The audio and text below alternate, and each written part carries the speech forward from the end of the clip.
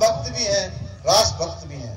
लंबे समय से हम सब की मांग थी, हम सब की प्रतीक्षा थी कि जहां भगवान श्री राम पैदा हुए, जहां उन्होंने जन्म लिया, उनके जन्म स्थान पर एक भव्य और दिव्य भगवान राम का मंदिर बनना चाहिए।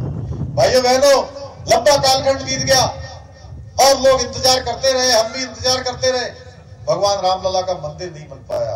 वो शुभ घड़ी भी हमको, उस शुभ घड़ी को हमें साक्षात करने का काम, उस शुभ अवसर का प्रतिभागी होने का अवसर हमें अगर किसी ने दिया है तो ये भी हमारे देश के प्रधानमंत्री नरेंद्र मोदी जी ने दिया है। भाइयों बहनों, पूर्व सैनिकों के लिए 1 रैंक 1 पेंशन लागू करनी हो, या जो सैनिक हमारे सीमाओं पर तैनात होते हैं उनको अच्छे बूट मिले, अच्छे उनको उपकरण मिले, अच्छे जैकेट मिले, अच्छी सुविधाएं मिले, उनका मनोबल बढ़ा रहे, ये काम किसी ने नहीं किया। भाइयों बहनों, ये काम भी मोदी जी के आने के बाद संपन्न हुआ। सैनिकों का मनोबल आज हर क्षेत्र में बढ़ा है। आदरणीय मोदी जी से प्रेरणा लेते हुए उत्तराखंड राज्य को आगे बढ़ाने के लिए हम लोग लगातार काम कर रहे हैं, लगातार फैसले ले रहे हैं, बहुत सारे ऐतिहासिक फैसले लिए, बहुत सारे चुनौतीपूर्ण अवसरों पर भी आप सबके दम पर आगे बढ़े हैं। भाइयों बहनों, हमने चुनाव में किया हुआ अपना वायदा पूरा किया है। समान नागरिक संहिता का कानून उत्तराखंड के अंदर विधेयक के रूप में आज पारित हो गया है।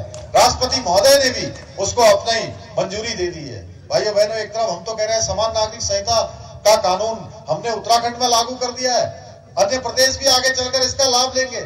अभी 2 दिन पहले आपने देखा होगा कांग्रेस का घोषणा पत्र जारी होता है और वो घोषणा पत्र में कहते हैं कि मुस्लिम पर्सनल लॉ, उसकी जो बातें हैं उन बातों को हम सरकार में आने के बाद उनको लागू करेंगे। भाइयों बहनों, अब देखिए तुष्टीकरण की हद हो गई।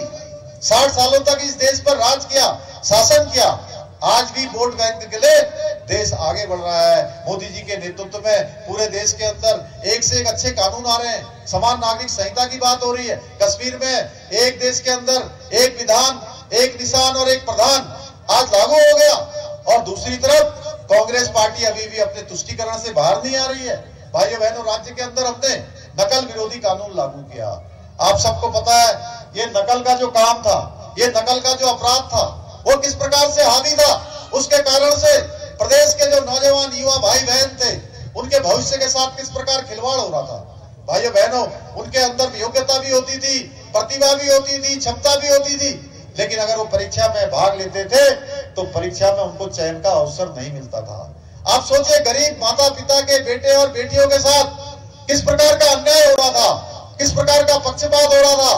भाइयों बहनों, जैसे ही हमें पता लगा कि ये इस प्रकार के अपराध को अंजाम दिया जा रहा है और हमारे बेटे बेटियों के साथ धोखा किया जा रहा है, उनके भविष्य के साथ खिलवाड़ किया जा रहा है, हमने तत्काल कार्रवाई करी और 100 से भी ज्यादा लोगों को जेल की सलाखों के पीछे भेजने का काम किया।